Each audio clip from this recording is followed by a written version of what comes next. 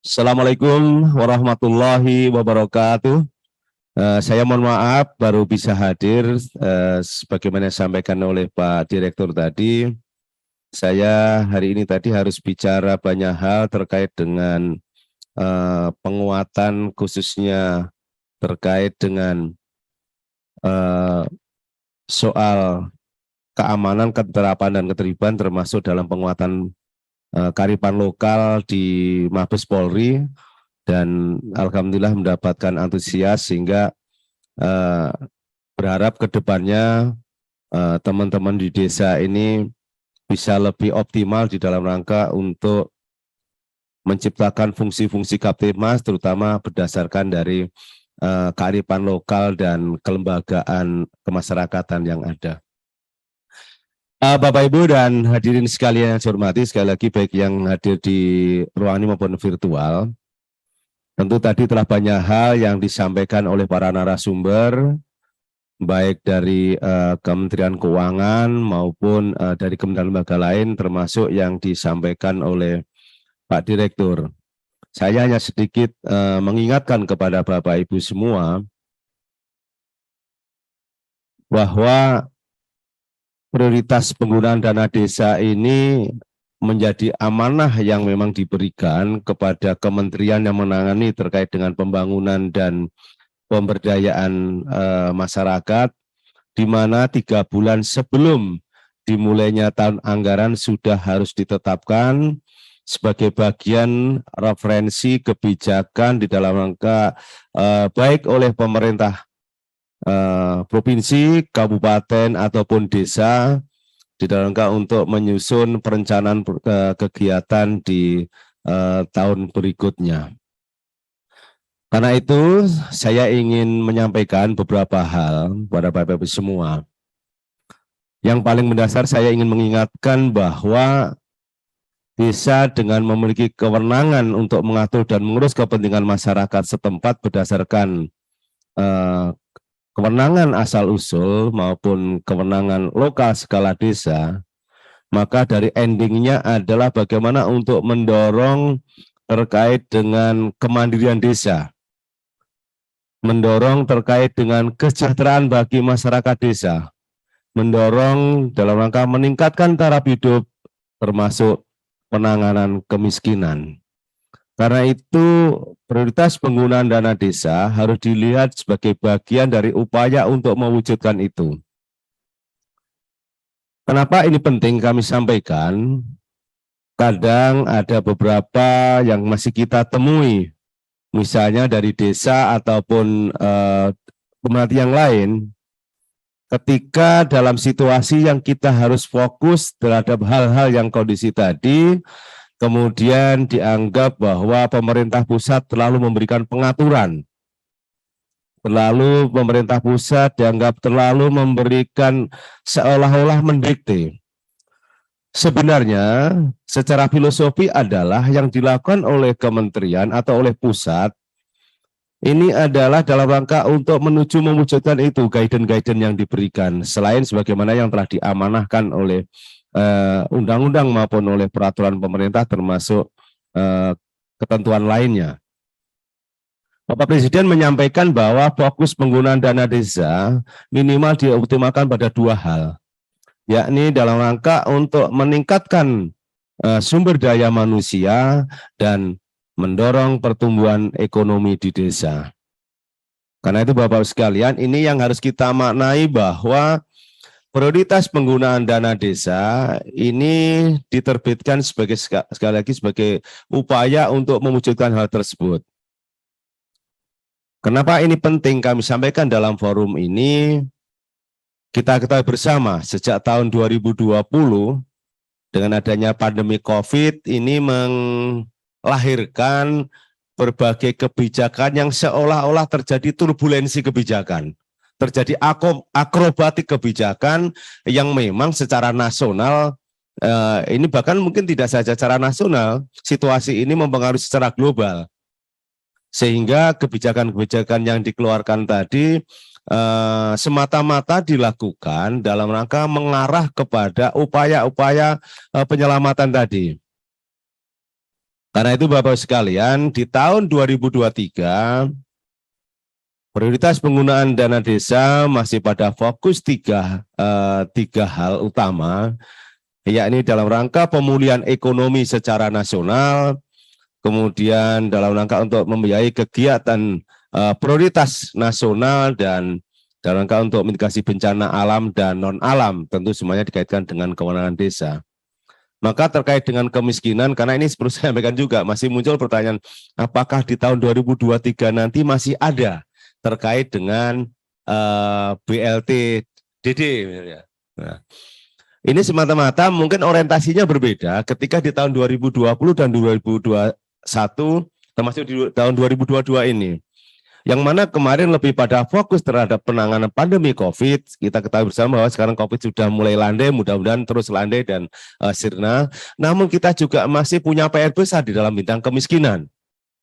Di desa masih memiliki kemiskinan 12,53%, kemiskinan itu masih ada di desa. Termasuk di dalamnya kemiskinan ekstrim. Maka fokus BLTDD di tahun 2023 adalah dalam upaya untuk penanganan terkait dengan kemiskinan ekstrim. Di sisi lain, upaya pemberdayaan dilakukan dalam rangka untuk meningkatkan upaya-upaya pemberdayaan yang berkaitan dengan penanggulangan kemiskinan tadi. Karena kita tahu bersama bahwa kemiskinan ada dua kondisi. Yang pertama adalah kondisi masyarakat yang masih bisa diberdayakan, artinya masih produktif dan memang punya potensi itu. Dan yang kedua, kondisi masyarakat yang dibutuhkan adalah perlindungan sosial, tidak memiliki kemampuan untuk diberdayakan lagi.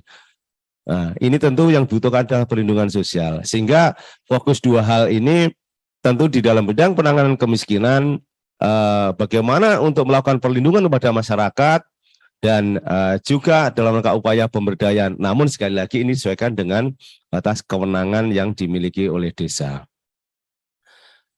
Bicara soal ketahanan pangan, isu global pada saat ini yang menjadi salah satu juga isu penting, maka bicara pangan juga tidak lepas dari soal isu kemiskinan, kemandirian, dan sebagainya. Karena itu Bapak-Ibu sekalian, dalam memahami ketahanan pangan tidak hanya sekedar kita manai bahwa 20% untuk ketahanan pangan ini hanya dilakukan hal yang sifatnya tidak memiliki keberlanjutan.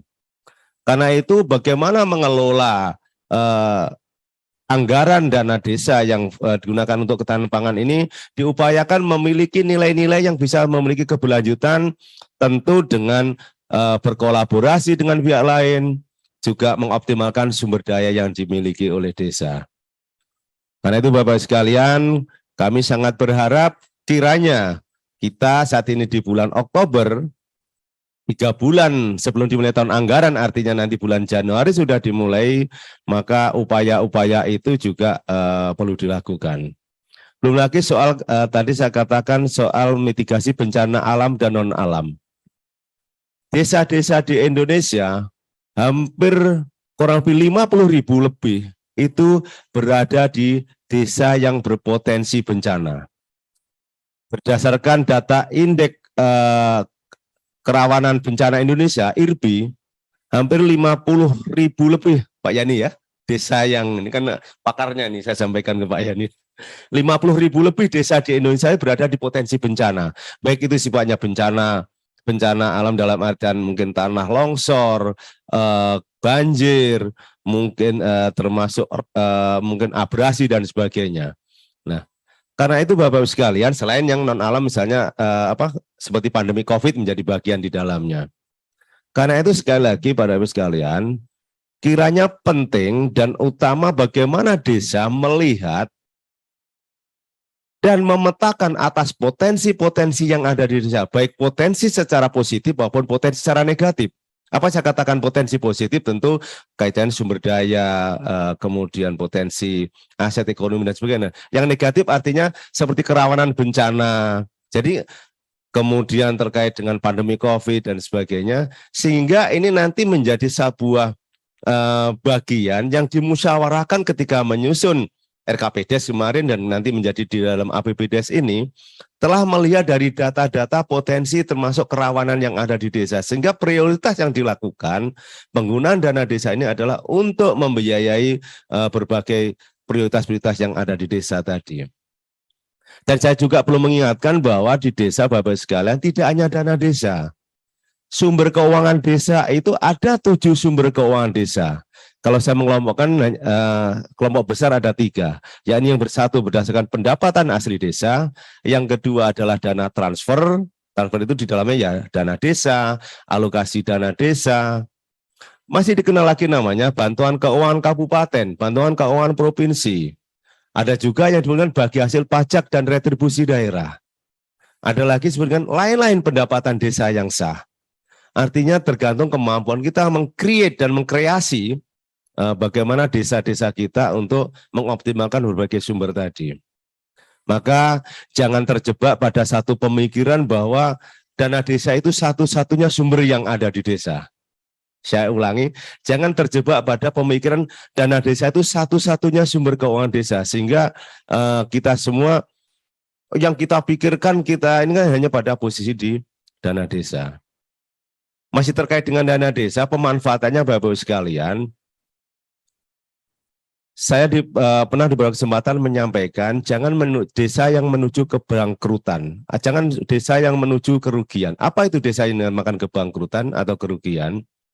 Yakni dana-dana yang diterima oleh desa itu hanya dilaksanakan yang lebih bersifatnya konsumtif atau sifatnya hal-hal yang tidak memiliki daya ungkit untuk mengkapitalisasi sumber-sumber keuangan baru yang ada di desa. Singkat cerita, uang 1 miliar di SPJK 1 miliar selesai. Tapi sebenarnya ya harapannya adalah dana desa ini mampu untuk menghasilkan, mendorong lahirnya sumber-sumber keuangan baru yang ada di desa. Bisa untuk mengelola desa wisata, untuk pengembangan badan usaha milik desa, mengoptimalkan ketahanan pangan tadi tidak hanya sekedar untuk tahan pangan, tapi artinya bagaimana desa bisa surplus, bisa menghasilkan sumber-sumber pangan lokal yang bisa memiliki nilai ekonomis yang bisa dimanfaatkan baik untuk kepentingan desanya maupun bisa juga kepada desa-desa yang lain.